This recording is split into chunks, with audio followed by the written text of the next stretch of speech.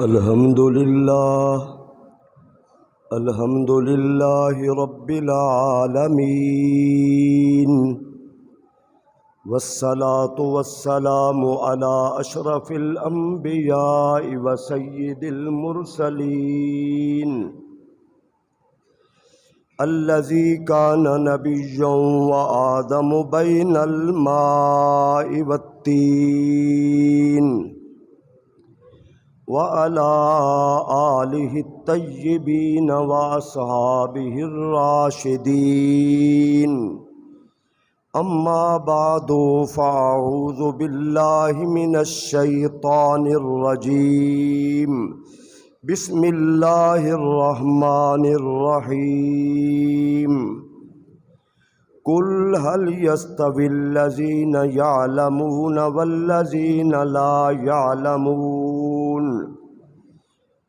قال النبي صلى الله تعالى عليه وسلم: علماء امتی كأنبياء بني اسرائیل. قال النبي صلى الله تعالى عليه وسلم: العلماء ورثة الانبیاء.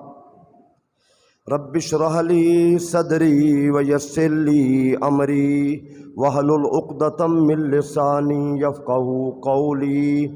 قال الله تبارك وتعالى في شان حبيبه مخبرا وآمرا: إن الله وملائكته يصلون على النبي يا أيها الذين آمنوا صلوا عليه وسلموا تسليما. اللهم صل على سيدنا ومولانا محمد وعلى آل سيدنا وأصحاب سيدنا ومولانا محمد وبارك وسلم وصلوا عليه صلاة وسلاما عليك يا سيدي يا رسول الله، وعلى آلك وأصحابك يا سيدي يا حبيب الله. الصلاة والسلام عليك يا سيدي يا رحمة للعالمين، وسلم عليك وعلى آلك وأصحابك يا سيدي يا خاتم النبيين. اللہ رب العزت کی حمد و ثنا حضور نبی اکرم شفیع امت خاتم النبیین سید العالمین محمد الرسول اللہ صلی اللہ علیہ وسلم کی ذات اقدس پر درود و سلام عرض کرنے کے بعد دعا ہے اللہ رب العالمین مجھے سرتاج العلماء سند المحدثین امیر المفسرین امام اہل سنت مجدد دین و ملت الشاہ امام احمد رضا خان فاضل بریلوی رحمۃ اللہ تعالی علیہ نور اللہ مرقدہ آپ کی عظمت کو بیان کرنے کی صحیح توفیق عطا فرمائے، آپ کو سننے کی، سمجھنے کی اور ان سے محبت کرنے کی توفیق عطا فرمائے۔ آج 19 صفر ہے اور صفر کی 25 تاریخ کو ان کا یوم وصال ہے۔ 1272 ہجری میں آپ کی ولادت ہے اور 1340 ہجری میں ان کا وصال ہے۔ تو آپ کے حوالے سے میں کچھ عرض کروں گا، توجہ کے ساتھ سننے کی کوشش کریں۔ برے صغیر پاک و ہند میں نہیں بلکہ پوری دنیا میں جس ہستی کو شہرت حاصل ہے وہ امام اہل سنت کی ذات گرامی ہے۔ امام اہل سنت مجدد دین و ملت، جس کو ہمارے بہت سارے خطباء علماء نے اس انداز میں پیش کیا کہ لوگوں نے سمجھا کہ کسی شاعر اور نعت گو شاعر کا نام امام احمد رضا ہے۔ کاش وہ علماء آپ کو اس انداز سے پیش کرتے کہ آپ اپنے دور کے عظیم مفسر بھی ہیں، آپ اپنے دور کے عظیم محدث بھی ہیں، آپ اپنے دور کے عظیم فقیہ بھی ہیں، آپ اپنے دور کے عظیم ادیب بھی ہیں، آپ اپنے دور کے عظیم فلسفی بھی ہیں، آپ اپنے دور کے عظیم عاشق رسول بھی ہیں، اور آپ اپنے دور کے ولی کامل بھی ہیں، اور آپ اپنے دور کے اندر اور بعد والوں کے لیے وہ عظیم ترین ہستی ہیں کہ جن کے فرامین پر صبح قیامت تک اہل سنت کی بقا ہے۔ وہ آپ اس قدر عظیم بڑی شخصیت ہیں، لیکن ہم صحیح معنی ان کو پیش ہی نہیں کر سکے۔ یہ عوام کا کوئی قصور نہیں ہے، یہ ہمارے علماء کا قصور ہے کہ ہم نے ان کو صحیح طور پہ پیش نہیں کیا۔ میں نے جب پہلی مرتبہ جمعہ پڑھایا آپ کے موضوع پر، وہ محلے میں ایک لڑکا جس نے BA کر رکھا تھا، صاف ظاہر ہے کہ دنیاوی تعلیم والوں کو بعض دفعہ اپنے علم پہ بڑا گھمنڈ ہوتا ہے۔ میں نے آپ کے حوالے سے بیان کیا تو اس نے کہا میں BA کر چکا ہوں، باشعور ہوں، لیکن میری سوچ اور فکر میں یہی تھا کہ آپ ایک نعت گو شاعر تھے۔ دوسرا جمعہ میں نے پھر بیان کیا آپ کی عظمت کے حوالے سے، تو وہ 25 برس سے آج تک وہ میرے خادم کی حیثیت سے ہے۔ اللہ نے دولت بھی دی ہے، لیکن وہ جس طرح کوئی خادم نوکر ہوتا ہے نا، اس وقت سے لے کر آج تک اتنا میرا معتقد ہے۔ تو ہم نے صحیح معنی پیش ہی نہیں کیا۔ بڑے بڑے خطباء نے اپنی بات کی، حالت کا شعر پیش کیا، آگے چل دیے، پھر واقعہ بیان کیا، پھر آپ کے کلام میں سے شعر پڑھا، آگے چل دیے، پھر بات کی، پھر آپ کا شعر پیش کیا، آگے چل دیے۔ نہیں بیان کیا کہ آپ کس پائے کے محدث بھی تھے، کس پائے کے مفسر بھی تھے، کس پائے کے فقیہ بھی تھے، کس پائے کے عالم بھی تھے، اور کس پائے کے عاشق رسول بھی تھے۔ ہم نے ان کو صحیح معنی پیش ہی نہیں کیا۔ چند ایک باتیں توجہ کے ساتھ سننے کی کوشش کریں۔ اللہ سبحانہ و تعالیٰ آپ کو صحیح سننے کی توفیق عطا فرمائے۔ یاد رکھیں، آپ کے آباء و اجداد علمی گھرانہ تھا آپ کا۔ آپ کے والد مولانا نقی علی خان رحمۃ اللہ تعالی علیہ بڑے عظیم عالم دین تھے، اور امام اہل سنت کے دادا جان اپنے دور کے بہت بڑے عالم دین تھے۔ اور جب آپ کی پیدائش ہوئی تو آپ کو دیکھا تو آپ کے دادا جان نے پیشین گوئی دی، یہ میرا بیٹا اپنے دور کا بہت بڑا عالم دین بنے گا۔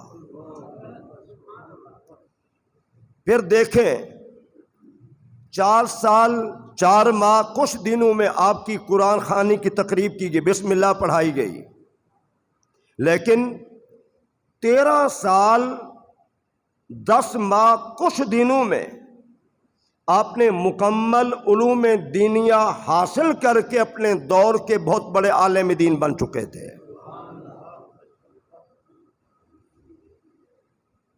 اور یہی عمر آپ کی بلوغت کی بھی ہے، اور یہی عمر آپ کے ادھر آپ پڑھ کے فارغ ہوئے اپنے والد گرامی سے، ادھر فتویٰ نویسی شروع کر دی۔ ہمارے بچوں کو صحیح طور پہ غسل کا پتہ نہیں ہوتا، FA BA کر جاتے ہیں۔ میں ذمہ داری سے عرض کر رہا ہوں، میرے سامنے کئی واقعات پیش آئے، BA کرنے کے بعد غسل کا پتہ نہیں، فرائض کتنا یہ پتہ نہیں۔ 13 سال 10 ماہ کچھ دن عمر اپنے دور کے نامور عالم دین بن چکے تھے، اور آپ کئی کتابیں بھی لکھ چکے تھے، اور کئی گھنٹے آپ میلاد شریف پر خطاب بھی فرما چکے تھے۔ تو پڑھا کہاں سے؟ آپ کے والد گرامی نے آپ کو پڑھایا۔ باپ کا فیض ہوتا ہے، باپ کا اثر ہوتا ہے۔ اور حضور نے بھی ارشاد فرمایا ما من مولود یولد علی فطرت الاسلام ابواہ یحودانہ او ینصرانہ او یمجسانہ، روئے زمین پر ہر گھر میں جو بچہ پیدا ہوتا ہے، یہودی کا گھر ہو، عیسائی کا گھر ہو، مجوسی کا گھر ہو، ہر پیدا ہونے والا بچہ اسلام کی فطرت پہ پیدا ہوتا ہے۔ بڑا ہو کے باپ یہودی بنائے، عیسائی بنائے، مجوسی بنائے، وہ باپ کی مرضی ہے جو اسے بنائے۔ لیکن پتہ کیا چلا؟ باپ کے مذہب کا، باپ کے عقیدے کا، باپ کے نظریے کا اولاد پر اثر ہوتا ہے۔ جس بیٹے نے بچپن سے آنکھ کھولی اور باپ کو یا رسول اللہ کے نعرے لگاتے دیکھا، وہ کبھی گمراہ نہیں ہوگا، وہ سنی رہے گا۔ جس بیٹے نے اپنے باپ کو ماتم کرتے دیکھا، اس نے زندگی بھر ماتم ہی کرنا ہے۔ جس بیٹے نے باپ کو جس مسلک پہ دیکھا ہے، اسی مسلک پہ چلنا ہے۔ تو امام اہل سنت نے اپنے والد گرامی کو کس حال میں دیکھا؟ وہ عظیم عالم دین بھی تھے، عظیم خطیب بھی تھے، عظیم مفسر بھی تھے، عظیم عاشق رسول بھی تھے، اور عظیم ادیب بھی تھے، اور عظیم فقیہ بھی تھے۔ جو والد میں خوبیاں تھیں، اللہ نے ان کی اولاد میں بھی وہ خوبیاں رکھ دیں۔ قرآن میں اللہ فرماتا ہے قل هل يستوي الذين يعلمون والذين لا يعلمون، فرما دیے میرے حبیب اہل علم اور جاہل برابر نہیں ہیں۔ علم انبیاء کے وارث ہیں، صاحب علم لوگ انبیاء کی طرح ہیں۔ حضور نے فرمایا العلماء ورثۃ الانبیاء، میری امت کے جو علماء ہیں یہ انبیاء کے وارث ہیں۔ اور پھر حضور نے فرمایا علماء امتی کا انبیاء بنی اسرائیل، میری امت کے جو علماء ہیں بنی اسرائیل کے انبیاء کی طرح ہے۔ یاد رکھیں نبوت کا دور ظاہری طور پہ حضور کے اعلان فرمانے کے بعد، حضور کے جانے کے بعد نبوت رسالت ختم۔ 30 سالہ دور خلافت سارے خلفاء حضور کے ڈائریکٹ شاگرد تھے، حضور سے فیض حاصل کیا، وہ بھی چلے گئے۔ اب قیامت تک کے لیے نہ تو بظاہر وجود نبوت ہے، نہ بظاہر وہ خلفاء جنہوں نے ڈائریکٹ حضور سے علم حاصل کیا وہ ہیں۔ تو قیامت تک کے لیے یہ دین کی بہاریں، یہ علماء کے مرہون منت ہیں۔ اگر ایک جمعہ پر میں علماء کے فضائل اور شان اور کمالات بیان کروں تو آپ حیران رہ جائیں گے۔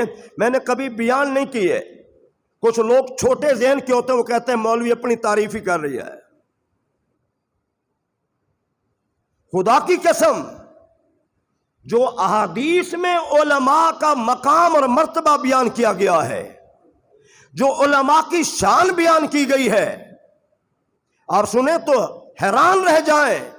ذرا ایک حدیث میں 2 حدیثیں بیان کرتا ہوں۔ حضور نے فرمایا کن عالمن، عالم بن جاؤ، امت کے حضور فرما رہے عالم بن جاؤ، اور متعلمن، عالم نہیں بنتے تو شاگرد متعلم بن جاؤ، اگر شاگرد بھی نہیں بنتے اور مستمعن، علماء سے سننے والے بن جاؤ کہ علماء کہتے کیا ہیں۔ اگر سننے والے نہیں بنے اور محبن، چوتھی بات فرمایا علماء سے محبت کرنے والے بن جاؤ۔ علم بھی نفع دے گا، شاگرد بننا بھی نفع دے گا، علماء سے سننا بھی نفع دے گا، اور علماء سے محبت کرنا بھی نفع دے گا۔ ولا تکن خامسا، حضور فرماتے 5واں نہ بننا کہ آپ علماء کی مخالفت کریں، یہ نہ بننا۔ اور ذرا وہ حدیث طیبہ جب قیامت میں حضور نے فرمایا میری امت پیاسی آئے گی تو میں اپنی امت کو جام بھر کے پلاؤں گا۔ ذرا حدیث پہ غور کریں، جام بھر کے پیاسی امت کو پلاؤں گا۔ حضور فرماتے ہیں جب علماء آئیں گے پھر میں ان کو جام بھر کے نہیں پلاؤں گا، میری امت کے علماء جنہوں نے میرا دین پہنچایا، جنہوں نے تبلیغ کی، حضور نے فرمایا میں ان کو اپنے ہاتھوں سے پلاؤں گا۔ ٹھیک ہے نا؟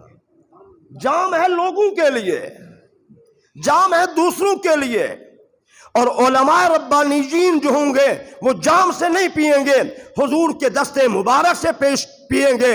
کتنا سعادت کی بات ہے، منہ علماء کا ہوگا، ہاتھ نبوت کے ہوں گے، پانی حوض کوثر کا ہوگا۔ اللہ اکبر۔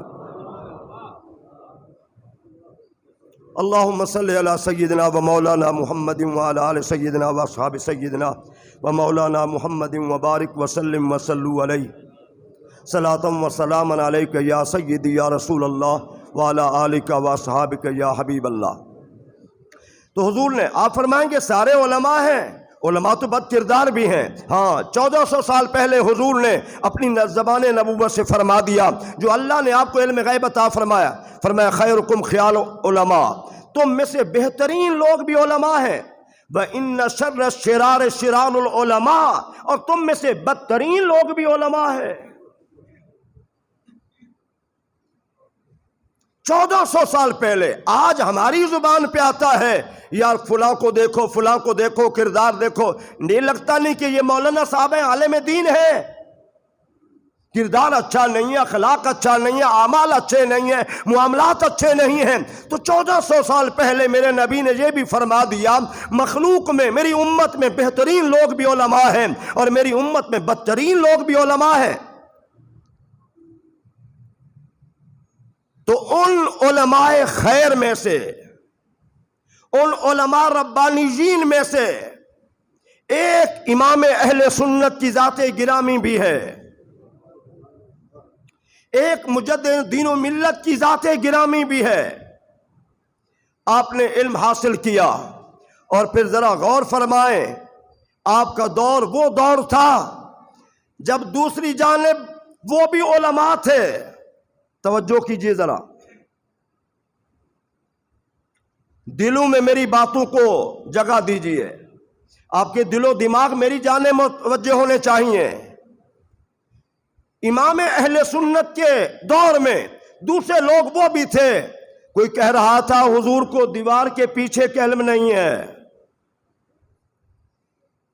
آپ کے دور میں وہ لوگ بھی تھے، کوئی کہتا تھا معاذ اللہ ثم معاذ اللہ، نماز میں بیوی کے خیال سے بھی نماز ہو جاتی ہے، اور گدھے اور بیل کے خیال سے بھی نماز ہو جاتی ہے۔ اگر نماز نہیں ہوتی تو حضور کے خیال سے نماز نہیں ہوتی۔ آپ کے دور میں وہ لوگ بھی تھے جنہوں نے کہا تم کہتے ہو نبی کو ہر چیز کا علم ہے، یہ تو نہیں ہے، اگر بعض چیزوں کا علم ہے تو اتنا علم تو شیطان کو بھی ہے، معاذ اللہ معاذ اللہ معاذ اللہ۔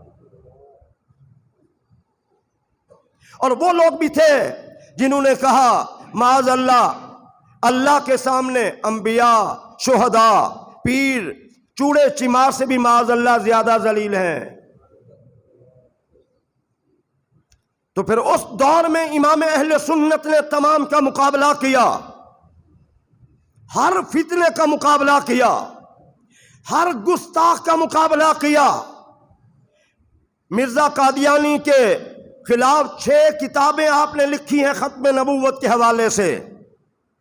جو فتنہ سر اٹھاتا مجدد کی ذمہ داری ہوتی ہے حضور کے دین کو آگے پہنچائے، رسم و رواج کو ختم کرے، جو صحیح دین ہے امت تک پہنچائے۔ امام اہل سنت نے صحیح دین پڑھا اور صحیح معنی دین کی تبلیغ کی ہے، اور ہر گستاخ کا مقابلہ کیا ہے۔ ہمارے چھوٹے ذہن تھے، حتیٰ کہ یہاں تک جب قرآن کے ترجمے بھی ہو رہے تھے، قرآن بھی سامنے تھا، ترجمے بھی سامنے تھے، لیکن ترجموں کے اندر بھی اللہ کی گستاخی ہو رہی تھی، اس کے رسول کی بے ادبی ہو رہی تھی۔ امام اہل سنت نے پھر کیا کیا؟ امت کو ایک ترجمہ دیا، اور ترجمہ بھی وہ دیا، جامع الازہر کی یونیورسٹی کے اندر سارے تراجم تقابل کے طور پہ رکھے گئے، اور جامع الازہر والوں نے جو دنیا میں بہترین ترجمہ قرار دیا ہے وہ امام اہل سنت ترجمہ قرار دیا ہے۔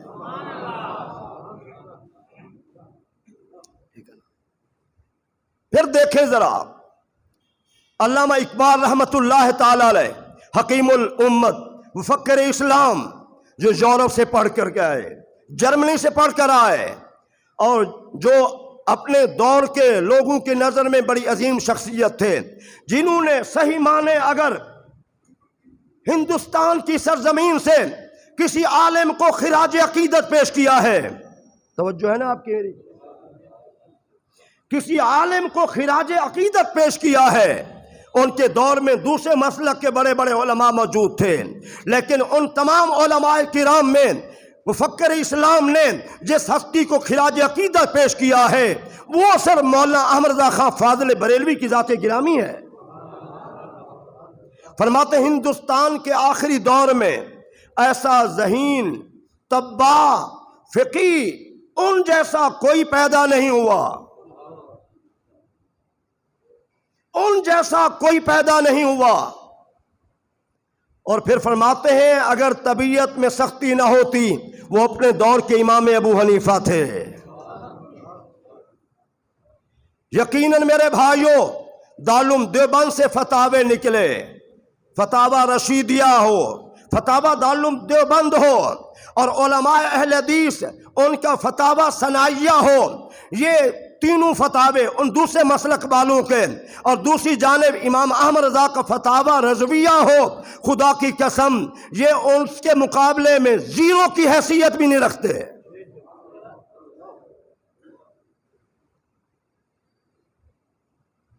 32 جلدوں میں یہاں اپنی لائبریری میں بھی ہے، جن سے علماء نے، ڈاکٹرز نے، وکلاء نے، ججز نے فائدہ اٹھایا اور فائدہ اٹھا رہے ہیں۔ جب آپ قلم چلاتے ہیں تو یوں لگتا ہے دلائل کے اس پہ انبار لگا دیتے ہیں، اور ایسے دلائل دیتے ہیں کہ انسان سوچنے پہ مجبور ہو جاتا ہے۔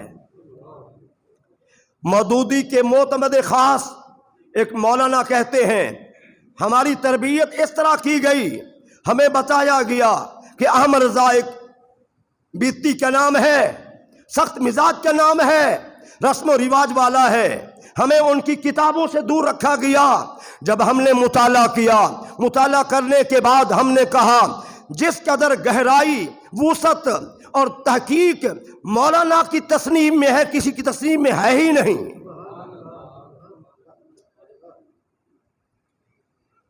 وہ اپنے دور کے عظیم فقی، صرف یہ نہیں فقی نہیں، 50 علوم سے زائد پر اس وقت میں اگر کہوں مشرق سے مغرب، شمال سے جنوب، پوری دنیا میں ایسا کوئی بندہ نہیں تو حقیقت ہے جس آدمی نے 50 علوم سے زائد پر اپنی کتابیں لکھی ہیں۔ 1000 سے زائد چھوٹی بڑی کتابیں لکھی ہیں۔ سوال جس زبان میں آتا ہے جواب اسی زبان میں دیا جاتا ہے، اسی زبان میں دیا جاتا ہے۔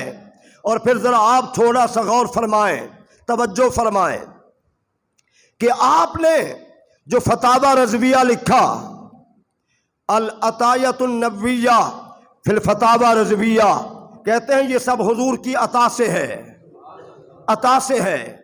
ایک ایک مسئلے کو لے کر پھر اس کی جزیات پہ آتے ہیں تو کمال کر دیتے ہیں، کمال کر دیتے ہیں۔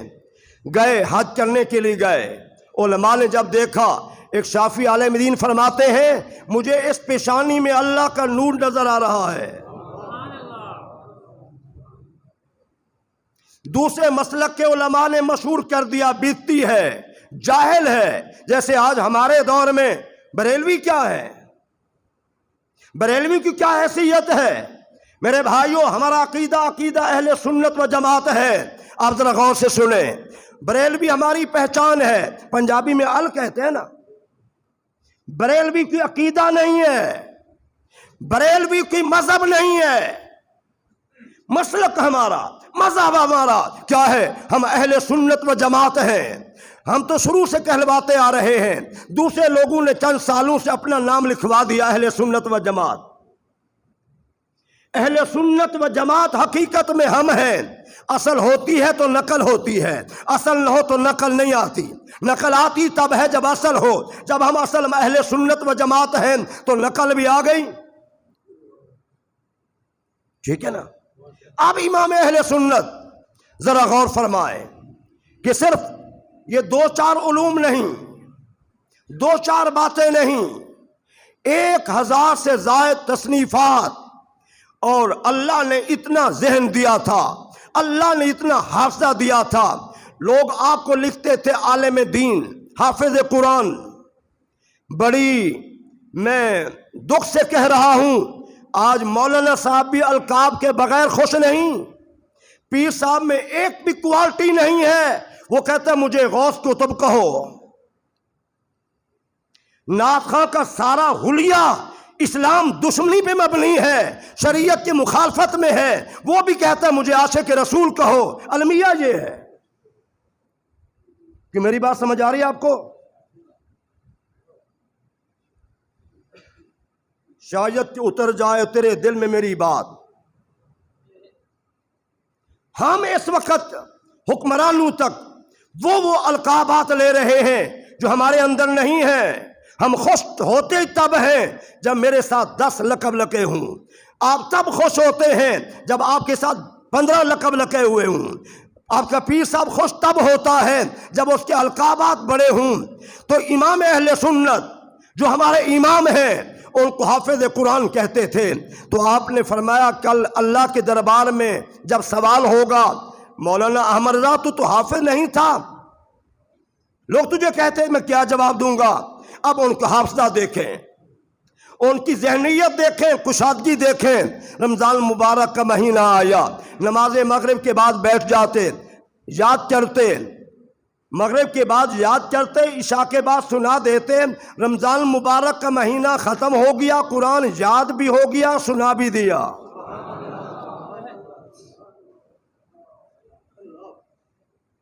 200-300 صفحات کی کتاب ایک مرتبہ دیکھ لیتے تو ان کو صفحہ 70 تک یاد رہتی تھی۔ یہ اللہ کی عطا نہیں ہے؟ پوری دنیا میں چلے جائیں ایسا حافظہ نہیں ملتا۔ اتنا کمال کا حافظہ تھا، اتنا کمال کا حافظہ تھا۔ ذرا آپ غور فرمائیں، علی گڑھ یونیورسٹی کا وائس چانسلر ڈاکٹر ضیاء الدین، اسے ریاضی کا مسئلہ بن گیا، ایک ایسا سوال تھا جو حل نہ ہو سکا۔ خود یورپ سے پڑھ کر آیا تھا، جرمنی سے پڑھ کر آیا تھا، لیکن ایسا کوئی سوال تھا جو حل نہ ہوا، اور وہ اسے لوگ بھی مانتے تھے، صاحب علم و دانش لوگ مانتے تھے، اس سے بڑا صاحب علم کوئی نہیں ہے ریاضی میں۔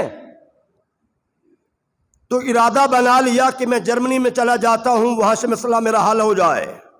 علامہ سلیمان اشرف یہ بھی دینیات کے ٹیچر تھے یونیورسٹی میں، ان سے ملاقات ہوئی تو پریشان تھے۔ ڈاکٹر صاحب پریشان کیوں ہیں؟ کہا مسئلہ الجھ گیا ہے، ریاضی کا مسئلہ ہے، حل نہیں ہو رہا۔ کہا آپ بریلی شریف چلے جائیں۔ ڈاکٹر صاحب غصے میں آ گئے، آپ اس بندے کی بات کرتے ہیں جو کالج کا منہ جس نے نہیں دیکھا، اب اس بندے کی بات کرتے ہیں۔ مولانا نے فرمایا کوئی بات نہیں ہے، اگر کالج نہیں گئے آپ چلے تو جائیں۔ چلو، خاموش ہو گئے، غصہ بھی کیا، برا بھی منایا۔ کچھ دنوں کے بعد پھر بات ہوئی تو مولانا صاحب نے کہا آپ چلے جائیں ڈاکٹر صاحب، کوئی بات نہیں ہے۔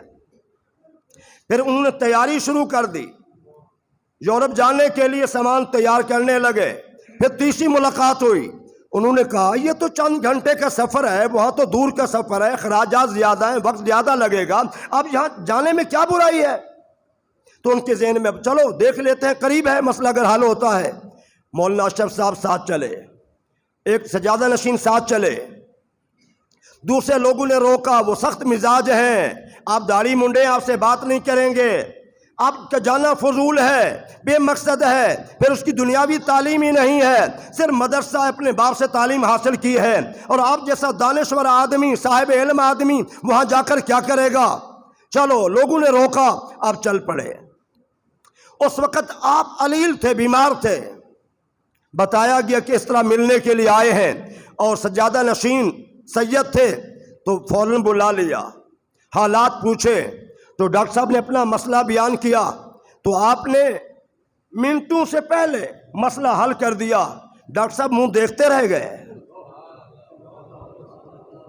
کہا میں تو یورپ جا رہا تھا، میں تو یورپ جا رہا تھا، آپ نے یہ کہاں سے پڑھا؟ تو آپ نے فرمایا میرے والد گرامی نے علم ریاضی میں مجھے 4 اصول بتا دیے ہیں، کہ تجھے علم میراث میں جب باپ مر جائے، بیٹا مر جائے، بھائی مر جائے، بیوی مر جائے، تو تقسیم جائیداد میں علم ریاضی کو سامنے رکھنا ہوتا ہے، تو پھر آپ کو کام آئیں گے۔ تو مجھے انہوں نے 4 اصول بتائے، تو ان اصولوں کی بنیاد پر یہ تو کوئی مسئلہ ہی نہیں آپ کا۔ کہنے لگے ڈاکٹر صاحب جناب میں سنتا تھا علم لدنی ہوتا ہے، جو اللہ کی عطا پیدائشی طور پہ بندے کو مل جاتی ہے، اللہ نے آپ کو وہ علم دیا ہے۔ تو ایک ہی ملاقات میں چند منٹوں میں مسئلہ حل ہو گیا۔ پھر آگے تو لمبی چوڑے علماء کرام نے باتیں لکھی ہیں، وہ چھوڑ رہا ہوں میں۔ تو آپ اپنے دور کے عظیم عالم دین، پھر آپ دیکھیں ہماری بینکاری کا نظام ہے، آپ نے جدید بینکاری کے حساب سے کیسے نظام چلنا چاہیے بینکوں کا؟ آج یورپ والے پریشان ہیں سود شروع کر کے، ہم کیوں پریشان ہیں؟ ایک ایک بچہ مقروض ہے، قرض تھوڑا ہے، سود کہاں سے کہاں چلا گیا۔ میں بالتفصیل بتاؤں کہ کتنا قرض ایک پہ ہے تو بتا سکتا ہوں، لیکن یہ سارے معاملات کیوں ہیں؟ یہ ساری سود کی نحوست ہے۔ سود کھانے والی، دینے والی، لینے والی قوم آگے نہیں بڑھ سکتی۔ سود لینے والی، کھانے والی قوم غلام تو ہو سکتی ہے، آزاد نہیں ہو سکتی۔ جتنے حکمران آئے ہمیں سود پہ لگا دیا، اور یہ حقیقت عرض کر رہا ہوں، قرض لیتے رہے، قرض لیتے، جو گورنمنٹ میں آئی دھوکے دعوے، جھوٹا فراڈ ہم سے۔ رب کعبہ کی قسم ہے یہ اپنی عیاشوں کے لیے قرض لیتے ہیں، ہمارے لیے نہیں۔ اگر یہ ہمارے لیے قرض لیتے تو حالات اس طرح نہ ہوتے۔ دعوے بڑھے، جھوٹ بڑھا، فراڈ بڑھا، لیکن اپنی قوم کے ساتھ بڑے ظلم کرتے رہے۔ تو آپ نے جدید بینکاری کے حساب سے ایک کتاب لکھی ہے۔ پھر اس کے بعد دار الحرب میں کیا احکامات ہیں؟ ہندوستان ہے، یورپ کے ممالک ہیں جہاں حکومت یہود و نصارہ ہنود کی ہے، وہاں پر سود لینے دینے کے کیا مسائل ہیں؟ جو مسلم گورنمنٹ ہے وہاں پر کیا مسائل ہیں؟ بیمہ پالیسی ہے تو ہندوستان میں اس کی کیا حیثیت ہے، اور اسلامی ممالک میں کیا شرعی حیثیت ہے؟ ہمیں خبر ہی کوئی نہیں ہے۔ پھر جو روپے کے مقابلے میں لین دین ہے، اس کی شرعی حیثیت کیا ہے؟ آپ نے بالتفصیل صرف 2-4 صفحے نہیں بلکہ 2 صفحات، 200 صفحات سے بڑھ کر ایک مسئلے کا جواب لکھا ہے۔ فتاوی رشیدیہ میرے پاس ہے، رشید احمد گنگوہی عالم دین ہے، دارالعلوم دیوبند کے بڑے نامور عالم دین ہیں۔ صرف اتنا ہے۔ سوال ہوتا ہے یہ چیز کیسی ہے، جائز ہے ناجائز ہے؟ ناجائز ہے۔ ایک لائن بھی پوری نہیں جواب میں۔ اور امام اہل سنت تو دیکھیے، اللہ ان کی تربت پر بے عبد صاحب رحمتوں کا نزول فرمائے، 200 صفحات ہیں۔ پہلے قرآن کی آیات، پھر احادیث، پھر صحابہ کے اقوال، پھر ائمہ مجتہدین کی باتیں، پھر محدثین کے اقوال پیش کرنے کے بعد فرماتے ہیں اس پر میرا نظریہ یہ ہے۔ آپ سعودیہ میں چلے گئے، حج کرنے چلے گئے، تو لوگوں نے برگلایا امیر مکہ کو، یہ تو حضور کے علم غیب مانتا ہے، مشرک ہے، ایسے ایسے ہے۔ انہوں نے کہا ان سے کہو کہ وہ اپنے دلائل پہ بات کرے، کتاب لکھے۔ دنیا کا کوئی عالم دین اس طرح کبھی نہ کر سکتا۔ آپ کے پاس کتاب بھی نہیں ہے، لائبریری بھی نہیں ہے، طبیعت بھی ٹھیک نہیں، بخار بھی ہے، تو آپ نے 8 گھنٹے میں کتاب لکھی، اور الدولت المکیہ فی المادۃ الغیبیہ، حضور کے علم غیب پر 200 صفحات سے اوپر بغیر کتاب دیکھے دلال کے ساتھ قرآن و سنت کی روشنی میں کتاب لکھ کر امیر مکہ کو اور مکہ مکرمہ کے علماء کو حیران کر دیا۔ امام احمد رضا خان کسی مشرک کا نام نہیں ہے، ایک عظیم عاشق رسول کے نام ہے، اور پھر ان کی جو نعتیہ شاعری ہے وہ کمال درجے کی ہے، جس میں انہوں نے خوب اپنا کام کیا۔ ان کے چند شعر آپ سماعت فرمائیں، ذرا غور کریں۔ حضور کی محبت کی بات ہے تو کیا کہتے ہیں؟ کروں تیرے نام پہ جاں فدا، کروں تیرے نام پہ جاں فدا، نہ ایک جاں دو جہاں فدا، دو جہاں سے بھی نہیں جی بھرا، کروں کیا کہ کروڑوں جہاں نہیں۔ یہ ہے محبت۔ حج کرنے کے لیے جاتے ہیں تو پھر کیا کہتے ہیں؟ مدینہ منورہ سے محبت دیکھیے، حاجیوں آؤ شہنشاہ کا روضہ دیکھو، حاجیوں آؤ شہنشاہ کا روضہ دیکھو، کعبہ تو دیکھ چکے ہو اب کعبے کا کعبہ دیکھو۔ لوگ کہتے ہیں نبی کے پاس کیا ہے؟ بھائی ہمارا 2 نمبر وزیر اعظم کوئی ہو کسی جماعت کا ہو، اس کے پاس اختیارات بھی ہیں۔ وزیر اعظم کو چھوڑو، ایس ایچ او ہے، راشی کیوں نہ ہو، اس کے پاس بھی اختیارات ہیں، لیکن یہ کیسا نظریہ ہے جس کے نام محمد جعلی، اس کو کوئی اختیار نہیں ہے؟ تو آپ کیا فرماتے ہیں؟ واہ کیا جود و کرم ہے شہبتہا تیرا، واہ کیا جود و کرم ہے شہبتہا تیرا، نہیں سنتا ہی نہیں کبھی مانگنے والا تیرا۔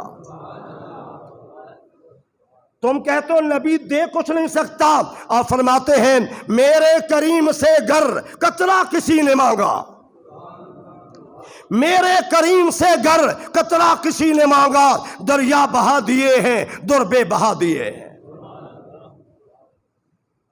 ایک ریاست تھی، اس ریاست کا جو امیر تھا لوگ اس کی تعریفیں کرتے، وہ بڑا مال و دولت دیتا۔ کسی نے آپ سے کہا حضرت آپ تو بڑے فصیح بلیغ زبان کے مالک ہیں، آپ ایک قصیدہ لکھیں آپ کو مال و مال کر دے گا۔ تو آپ نے باقاعدہ شعر لکھا، کروں مدح اہل دول رضا، بڑے اس بلا میں میری بلا، میں گدا ہوں اپنے کریم کا، میرا دین پارا نہ نہیں۔ تو میرے بھائیوں میں آپ کو دعوت فکر دیتا ہوں، آپ بھی مطالعہ کریں، اور ترجمہ آپ کا وقت چونکہ زیادہ ہو چکا ہے، ورنہ میں آپ کو بتاتا کہ ترجمہ کرتے ہوئے دوسرے علماء کرام نے یہ نہ دیکھا بس ترجمہ دیکھا، اس لفظ کا ترجمہ کیا ہو رہا ہے، بس یہی ترجمہ دیکھا اور اللہ کی توہین کر ڈالی، حضور کی بے ادبی گستاخی کر ڈالی۔ لیکن امام اہل سنت ترجمہ کیا تو تمام چیزیں ملحوظ خاطر رکھیں، کہیں اللہ کی بے ادبی تو نہیں ہو رہی، کہیں حضور کی گستاخی تو نہیں ہو رہی۔ کنز الایمان واقعی ایمان کا خزانہ ہے، اپنے گھروں میں رکھو، اپنی بیٹیوں کو جہیز میں برکتاً دو، اپنی بیٹیوں کو جہیز میں برکتاً دو۔ اوپر 2 تفسیریں ہیں، ایک مولانا نعیم الدین مراد آبادی رحمۃ اللہ علیہ کی ہے، ایک مفتی احمد یار خان نعیمی صاحب رحمۃ اللہ علیہ کی ہے۔ تو آپ کا جو چیز چاہے، جو دل چاہے، لیکن یہ ترجمہ اپنے گھر میں ضرور رکھیے۔ پھر کبھی موقع ملا تو میں زیادہ بیان کروں گا، دل کرتا ہے آپ کے حالات بیان کریں۔ اللہ مجھے اس عقیدے پہ زندگی موت نصیب فرمائے، آمین ثم آمین۔